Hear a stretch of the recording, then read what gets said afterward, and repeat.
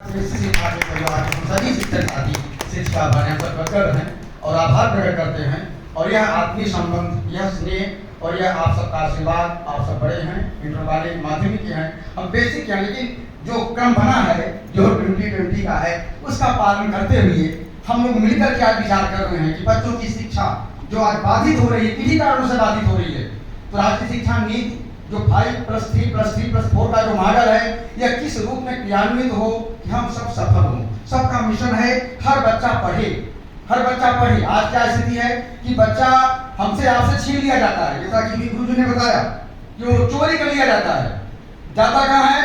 निजी विद्यालयों में, पूंजीपतियों के विद्यालय में। लेकिन उसका परिणाम क्या होता है? अधिकांश मतलब मैं अपने क्षेत्र भगड़वा आदिवासी बस्ती की बात करता हूँ कि बच्चे चले तो जाते हैं कुछ समय के लिए, लेकिन 2 महीने 3 महीने बाद वह बच्चा न तो वहां जाता है और न अपने यहाँ जाता है, वह ड्रॉप आउट श्रेणी में आ जाता है, उसकी शिक्षा बाधित हो जाती है। हमारे यहाँ सबसे ज्यादा समस्या ड्रॉप आउट की।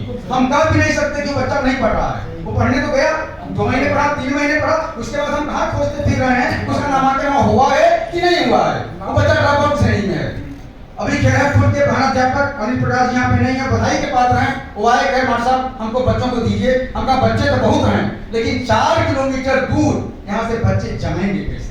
हमारा जूनियर विद्यालय, हमारे विद्यालय के चारों तरफ जितने भी जूनियर हैं, चाहे वह ये पटेल सरदार पटेल नगर का विद्यालय हो, चाहे हमारा खैरपुर हो, चाहे रामपुर हो, ये सब 4 किलोमीटर 3.5 किलोमीटर दूर हैं। जो बच्चा उनके गेट के सामने विद्यालय है वहां आने में उसको दिक्कत हो रही है, 100 मीटर 200 मीटर, वह 4 किलोमीटर जाएगा कैसे?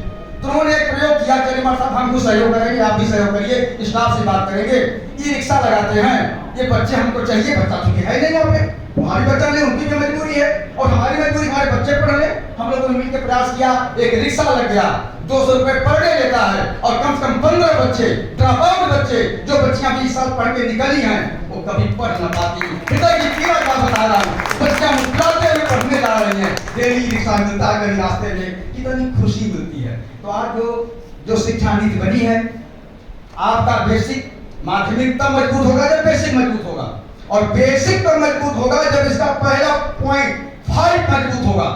बाल वाटिका जो आंगनबाड़ी जो चल रही है, जिसको मजबूत करने का आंगनबाड़ी का प्रयास किया जा रहा है, अगर हकीकत में वो मजबूत हो जाए हम मजबूत हो जाएंगे।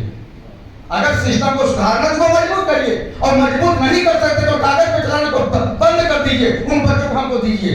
प्राइवेट में हमारे अंतर क्या है?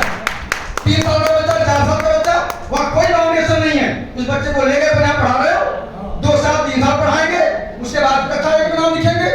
ये कौन सा नियम है? हमारे लिए 6 साल की बाध्यता है, 6 साल का बच्चा ही पढ़ेगा।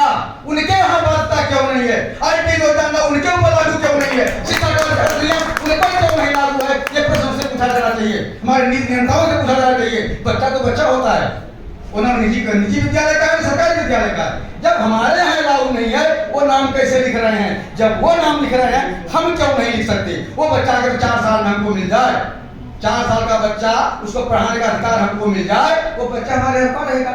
जब बच्चा रुका ही नहीं, 6 साल में कौन सा भले मनरेगा में मजदूरी करता हो अभिभावक, लेकिन वो चाहता है कि मेरा बच्चा 4 साल में बैग टांग करके कपड़ा पहन के स्कूल जाने लगी। हमारे पास आता है, दरवाजा नॉक करता है, एक बार मतलब का नमो लिख लें, हम नमो कैसे लिखें? हम मजबूर होते हैं कि आंगनबाड़ी भेज दीजिए, लिखेंगे। आंगनबाड़ी अगर मजबूत होती बच्चा हमारे पास टिका रहता।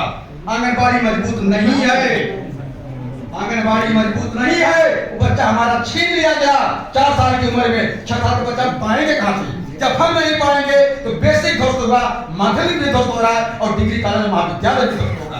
इसलिए स्टडी को मजबूत करना पड़ेगा, नींव को मजबूत करना पड़ेगा, हम सब मजबूत होंगे। इन्हीं शब्दों के साथ पुनः आप सबका इस विद्यालय परिवार का